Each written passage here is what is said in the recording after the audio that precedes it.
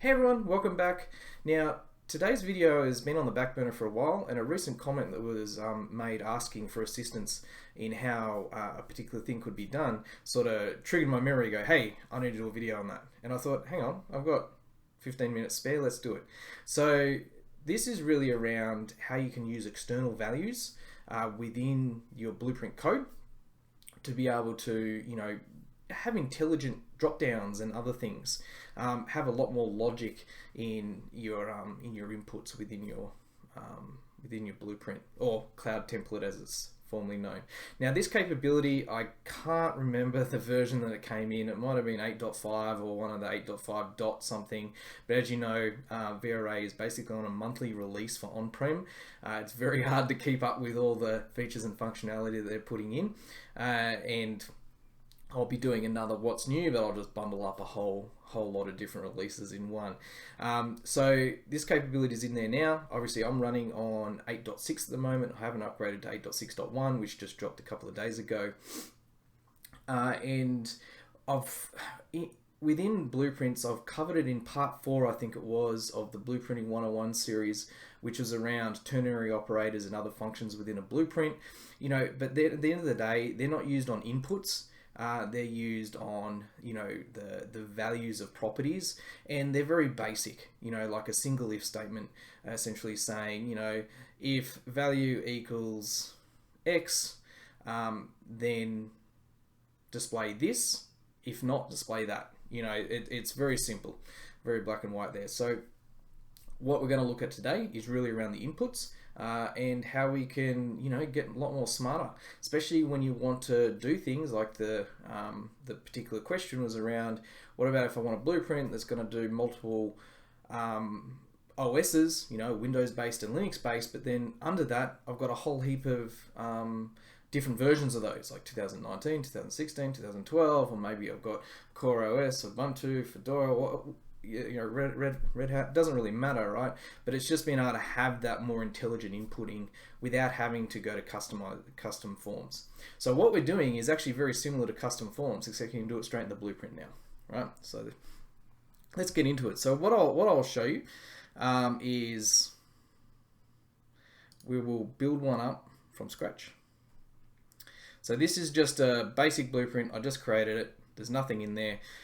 So let's just drag a machine. Let's just drag a network. Just make it nice and basic. And the external values I'm going to be using are going to be very basic, but obviously we'll talk about how they're more intelligent, and what they link into is vRA actions. So obviously everyone with vRA on-prem will have access to vRA because it's built in, and being able to do these actions. Now those actions can be written in PowerShell, Python, Node.js, Java, however you want to write it, but essentially you can do a whole bunch of smarts in there. You can reach out to third-party systems. You can connect to databases. You can get values. You can be intelligent in how you deal with it. Now my one's just going to be hard-coded values, just for simplicity's sake, to be able to explain how it works. But obviously anyone who knows vRA you can pretty much do anything with it. So it's pretty powerful there. So let's look at the inputs. I'm just going to have 2 inputs, right? So let's do an input for OS kind, right? And within this, we'll have it as a type. We'll do a string there, and then we'll do title, and title will be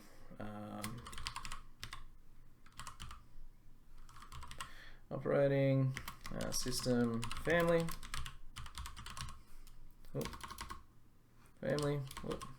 And then I won't put anything else in there. Obviously you could put a whole bunch of different things. That's fine. What I'll then do is OS image, right, as an input. So then we can, again, we have our type, and will be a string. There we go. And we'll put a title in there as well, and we'll do OS image. All right, cool. So what I then want to do, now you can do this as code, but I'll show you how easiest to get the, I guess, the value that you want, or the structure in which it's written, is to actually do this. So we'll go to inputs. Actually, sorry, for the first one, for this one, maybe I'll do an enum here, right? Because I want to use this. So I'll do an enum, and this one will be Windows and Linux, right? Just as an example. Now what I want to do is go to inputs over here. I'll choose this OS image, right? And then what we can do, I want a string, obviously, in that. Now I don't do the default source for external, but you could, right? But I go down to more options here. And within this, I go, okay, well, I want to be able to provide an external source. So let's go external source here. And then we select an action, right? So we look at this and we go, boom. Now I've created one, so I think it's called OS version. Yep. There it is. And then we want to bind the input, because the action itself needs an input. So that input is going to be, we want to bind that to our operating system family, right? So we've got something, and obviously you can have multiple inputs here into an action. So you could have a whole bunch of different inputs based on domain, based on this, and you can actually return a whole bunch of stuff that you may not want people to be able to choose, or maybe because it's so dynamic, you don't want to keep it in code, or maybe it's too the decision making is too complex to put it in the raw values within the template, right? So we can go, we'll save that, and then we'll go back to our code. And what we'll actually see there is, you can see we've got dynamic num, we've got the vRA action that we want, we've got the input, and then we've got it, obviously then assigning it to the input of OS kind. So obviously nothing stopping you writing that from scratch, but obviously just showing you a nice quick way to be able to do it through the UI. Now what we want to do is I want to do $ image here. We'll assign it to an input, and I want it to be that OS image. So let's do OS image. Close that off. Flavor, we'll keep it the same. Just go small. All good. Cool. So if we test that now, it should actually work. So if we go, hopefully, fingers crossed. So if you look at test, there's nothing there because I've specifically written that within the action, and we'll go and take a look at the action in a minute. But essentially, I can choose Windows here, right? And then it's going to give me the drop down of what that is. Vice versa, I can go back and go, yeah, no, I want Linux, and it's going to do that. So you could even go even further with this, right? So you could have another OS, maybe not just maybe not OS image, maybe it's OS flavor, and then you have the actual image, which might be the version, because I might want to select rel, and then I want to then the choice out of version 7, version 8, version 6 if you're still using it. Same with Ubuntu, maybe 18, 20, whatever it might be. And obviously CentOS being the same, 7, 8, 6, whatever it might be. So you could actually even take this further, have another action, which will then take in Red Hat, which will then give you back the actual images that match your corresponding image mappings for those versions, right? So again, this is just a very simple way of being able to show it, that we can select that, we can be a bit more smarter with our inputs, and allow us to have a lot more variety and a lot more versions, right? So let's have a look at that vRA action version. So here it is. Very, very simple. As I said, this is not gonna, break any complexity awards here. But essentially we can go, as you can see, I've catered for the null return. So just to be able to show you, if I was to remove that, so let's remove it. Come on. There we go. So if I was to cut that out, cool, cut that out, I'll save it. And if I was to go back in I'll cancel that.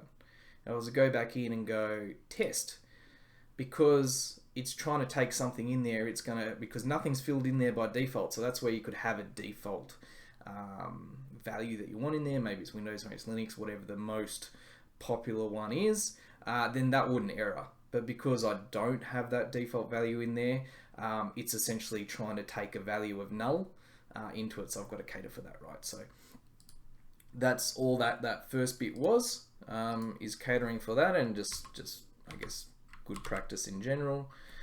So we can put that back in. So then all we're doing there is now just going to lower to make sure that, you know, if it was done via API and someone did an uppercase or something, right, I just want to be able to handle that. So to lower equals Windows, cool. Then I just want to return these values, right? But these values could then, you could have this action reach out, grab values back from somewhere, you know, be a lot more complicated. These are obviously just hard-coded, but, you know, it gives you an idea of this is how you could go about doing that and having a bit more smarts within your code. All right, well, that's pretty much it. A very quick one. I think it's probably one of my quickest videos that I've done. Hope you enjoyed, hope you learned something. You know, if you want me to cover something, please reach out. Always happy to when I find the time. Have a good one. Stay safe out there. See you, bye.